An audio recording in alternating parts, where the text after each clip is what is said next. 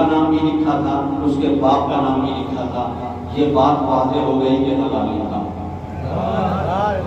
اگر پہلے حلالی ہوتا تو امام کو نہ مانتا، اور امام نے نام لکھ کر بتا دیا کہ جہاں باپ صحیح ہو ہماری طرف آنے کی گنجائش رہتی ہے۔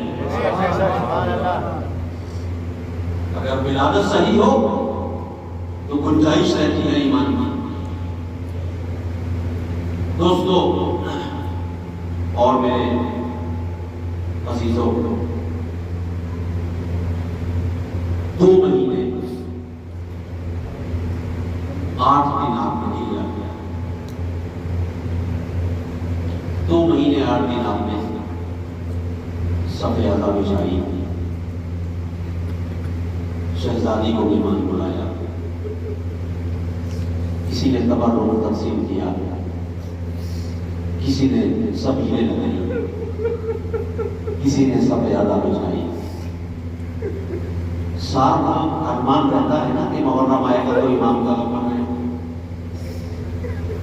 اگر مصروفیت کی بنا پر پہلے اشرے میں ہم نہیں رو پاتے، امام کو فرصہ نہیں دے پاتے، تو تسلی رہتی ہے کہ آئندہ اور مجالس کیا جائے۔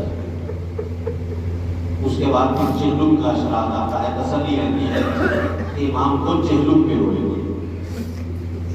مگر دوستو آج الوداعی مجلس ہو گئی اور ہم کو ساتھ رہے ہیں۔ آج آپ 2 غم منانے کے لیے سب ادا میں بیٹھے ہیں۔ ایک آپ کو بارہویں امام کو فرصہ دینا ہے اپنے بدن بزرگوار امام حسن عسکری کا، اور ایک اس امام کو فرصہ دینا ہے جسے فرصہ دینے والا کوئی نہیں۔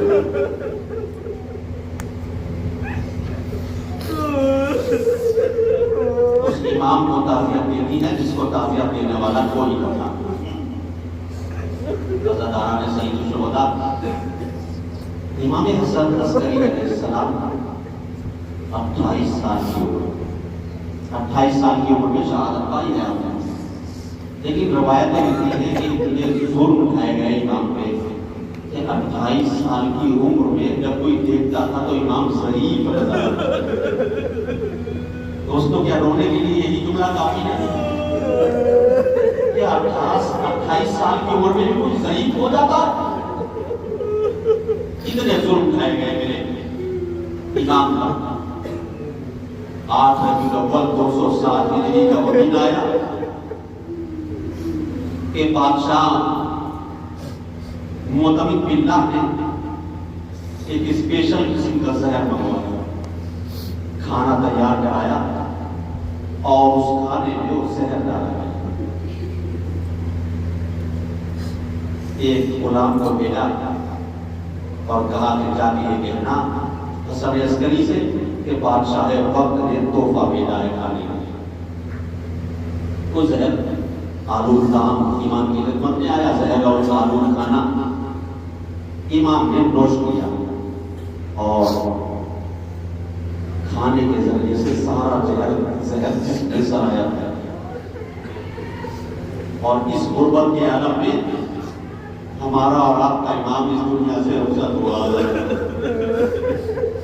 تو روایتیں یہ کہتی ہیں کہ بارے اعجاز ہمارے امام زمانہ امام کی خدمت میں تو بنی ہے۔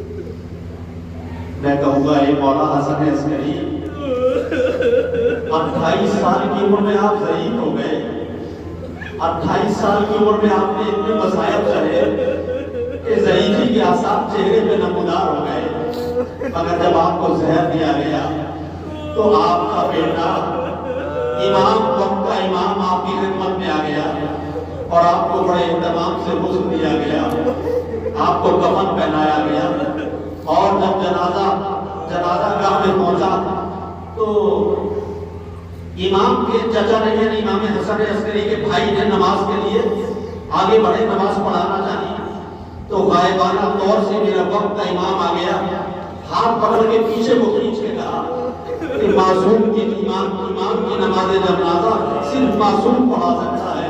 میں کہوں ہے مولا حسن عسکری بڑے غربت کے دن دیکھے، بڑے مصائب سہے، بڑی تکلیفیں برداشت کی، مگر اس کو دیا گیا، کفن کو پہنایا گیا، اور جب غیر معصوم نے نماز جنازہ پڑھانا چاہی تو آپ کا بیٹا بنتا امام آگے کھڑا ہو گیا۔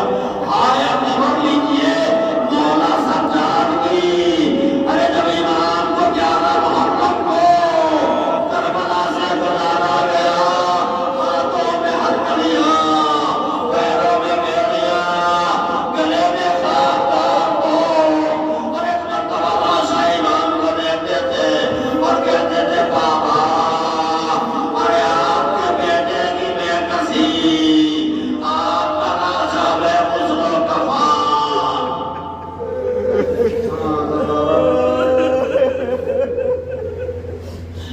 بس اللہ تعالیٰ یہ آخری ایام ہے، جیے تو اگلے برس ہم نے، اور یہ غفلت ہے جو چل بسے تو یہ اپنا سلام میں آخر ہے۔ اللہ تعالیٰ آپ سب مسافر ہیں نا، کوئی نہ، ہر آدمی کہیں نہ کہیں، کوئی مظفر نگر سے آگے یہاں رہتا ہے، کوئی بجنور سے آیا ہے، کوئی مراد آباد سے آگے یہاں دہلی میں رہتا ہے۔ عزادارو مجھے انصاف سے ایک بات بتاؤ، آپ پردیس میں رہتے ہو، آپ کے عزیز و اقارب وطن میں رہتے ہیں، 5 سال کے بعد بھی اگر آپ اپنے وطن میں جاؤ اور آپ کی بہن آپ کو دیکھے تو پہچان نہیں دے گی کہ میرا بھائی ہے۔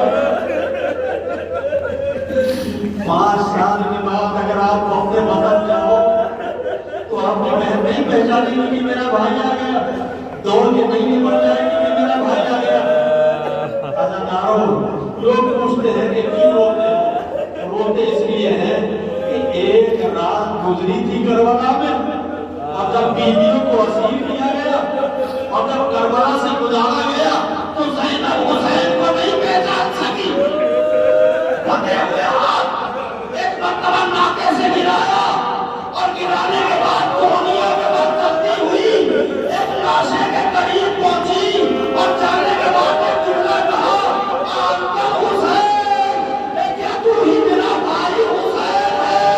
کبھی گردن سے آواز آئی، نام حسین، ہاں میں حسین ہوں۔ اداکاروں زینب نے لاشے پہ گرا دیا، اور گرا کے ایک جملہ کہا، این رازوں کا یا اخی، اے بھائی آپ کا سر کہاں ہے؟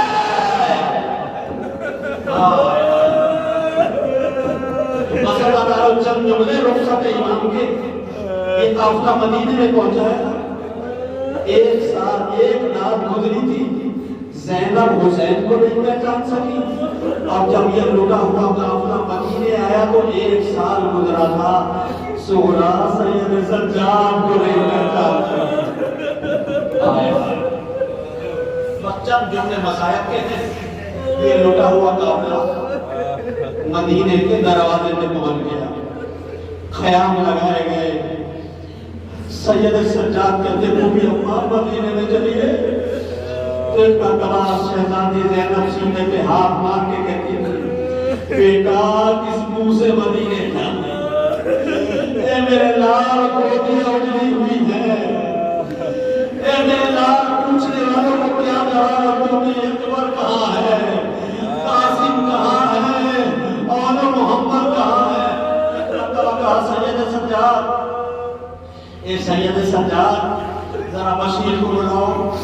بشیر کو بلایا امام سجاد نے اور کہا بشیر مدینے میں جا کے ہمارے اجڑنے کا اعلان کر، اے بشیر مدینے میں جا کے ہمارے اجڑنے کا اعلان کر، کہہ کے مدینہ رہنے کے قابل نہیں رہا، اب مائیں تو نہیں ہے مگر گودیاں خالی ہیں، اب بیویوں کے سروں پہ ان کے وارثوں کے سائے نہیں ہیں۔ اللہ تعالیٰ ایک مرتبہ بشیر نے عدم